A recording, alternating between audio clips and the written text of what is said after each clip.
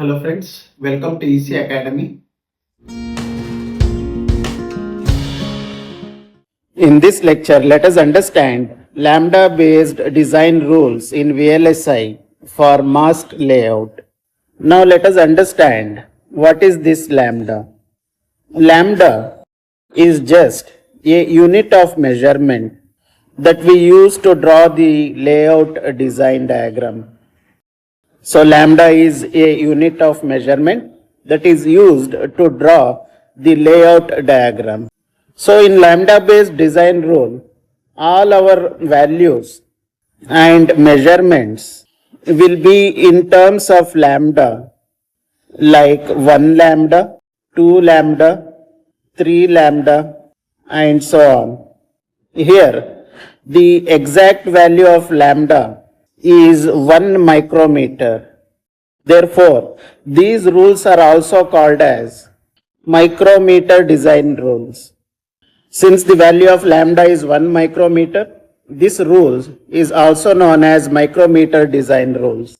Here, both the names lambda based design rule as well as micrometer based design rule are same. Here you need to note that this is very important. All the measurements we study are minimum dimensions. So if we say the measurements are minimum dimensions, which means if the rule say 3 lambda, which means this is the minimum dimension of VLSI design. So you can scale this and make 3 lambda as 4 lambda or 5 lambda and so on, the higher values which are accepted. But if you make it 2 lambda, it is not accepted. So you need to remember that if the measurements are having minimum dimensions, which means if the dimension is given as 3 lambda, you can scale this dimension to 4 lambda, 5 lambda and higher value. You cannot scale down this 3 lambda to 2 lambda, which is not accepted in lambda based design rule. So why do we need these rules? If we don't follow these rules, there are two major problems that can occur. The first problem is a short circuit problem. Now, if the gap between two metal layers is less than the given rules, there will be an accidental electrical contact between them. If we say accidental electrical contact, which means it might cause short circuit. So, if the gap between two metallic layer is less than the given rules, at that time, there might be an accidental contact between them that will cause a short circuit. The second problem is capacitance problem. When two conducting wires are too close, they act like the capacitor, which is separated by an insulating medium like air. This will disturb our whole circuit. So the second problem is capacitance problem. When two conducting wires are too close to each other, they will act like a capacitor, which is separated by an insulating medium, which is air. So to avoid all these problems, we must strictly follow lambda based design rules. Now let us understand different rules for different layers we draw. We look at their minimum thickness, that is width of each layer, and the minimum spacing, which is gap between two similar layers. If we consider the diffusion layer, which is n plus diffusion, this is usually drawn in green color. Its minimum thickness must be 2 lambda. If we are using two diffusion layers side by side, then the minimum spacing between two n plus diffusion layer is 3 lambda. Similarly, if we consider p plus diffusion layer, which is represented by green border with yellow stripes, the minimum thickness of p plus diffusion layer must be 2 lambda and the minimum spacing between two adjacent p plus diffusion layers must be 3 lambda. If we consider a polysilicon layer, which is represented by red color, the minimum thickness of this polysilicon layer should be 2 lambda, and if we are using two polysilicon layers side by side, then the minimum spacing should be 2 lambda. Now we use two metals, metal 1 and metal 2. Here, usually metal 1 is preferred because it has low resistance and low capacitance compared to metal 2. The minimum thickness of metal 1 should be 3 lambda and the spacing between two adjacent metal layer should be 3 lambda. For metal 2, the minimum thickness is 4 lambda and spacing between two adjacent metal layers should be 4 lambda. Next we see contact cuts.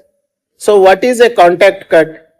If we need to join a metal wire with a polysilicon layer or a diffusion layer, we use contact cuts. So if two different layers need to be joined, at that case we will make contact cuts to join these two layers. The standard minimum size of these contact cuts are 3 lambda by 3 lambda. So horizontally it is 3 lambda and vertically it will be 3 lambda, which will be 3 lambda by 3 lambda. If we need bigger connection, at that case we can go with 4 lambda by 4 lambda contact cuts, but 2 lambda by 2 lambda contact cuts are not allowed, which is strictly not accepted. So the minimum dimension is 3 lambda by 3 lambda. Now let us make use of these layers to make different transistors. We have three main type of transistors. The first type is nMOS transistor. So how to make this nMOS transistor? Simply, we can cross a red polysilicon layer over a green N plus diffusion line to make a nMOS transistors. Here, the width of polysilicon is 2 lambda and width of N plus diffusion should also be 2 lambda. So, length by width will be equal to 2 lambda by 2 lambda.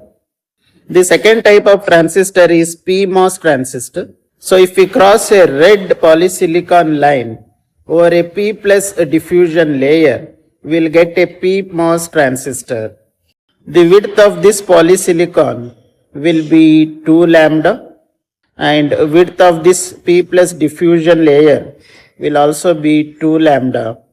Here, the length by width will be equal to 2 lambda by 2 lambda. The third type of transistor is depletion mode nMOS. This is exactly same as nMOS transistor, but because the channel is already created in depletion mode nMOS transistor, we use a process known as ion implantation. This yellow box is nothing but a channel which is ion implantation. So during manufacturing itself, this channel will be created using ion implantation. That's why it is known as depletion mode nMOS transistor. So this channel which is created using ion implantation will be having a dimension of 6 lambda by 6 lambda. So horizontally 6 lambda and vertically 6 lambda. So width of this N plus diffusion will be 2 lambda and width of this polysilicon will also be 2 lambda and this yellow color box will be 6 lambda by 6 lambda. Now let us quickly revise the points from today's class. So lambda is equal to 1 micrometer. So always you need to remember lambda is equal to 1 micrometer. All the rules tell us minimum dimension allowed to avoid short circuit and capacitance. This we have already understood. So all the rules tell us minimum dimensions. So you can scale up these dimension, but you cannot scale down these dimension. So polysilicon is always having 2 lambda thickness and spacing between two polysilicon should be 2 lambda. For metal 1, thickness is 3 lambda and spacing between two metal 1 will be 3 lambda. Metal 2, thickness will be 4 lambda and spacing between two metal will be 4 lambda. and the transistor size of nMOS and pMOS are typically 2 lambda by 2 lambda. This is about lambda based design rules. Hope you have understood the topic. Thank you.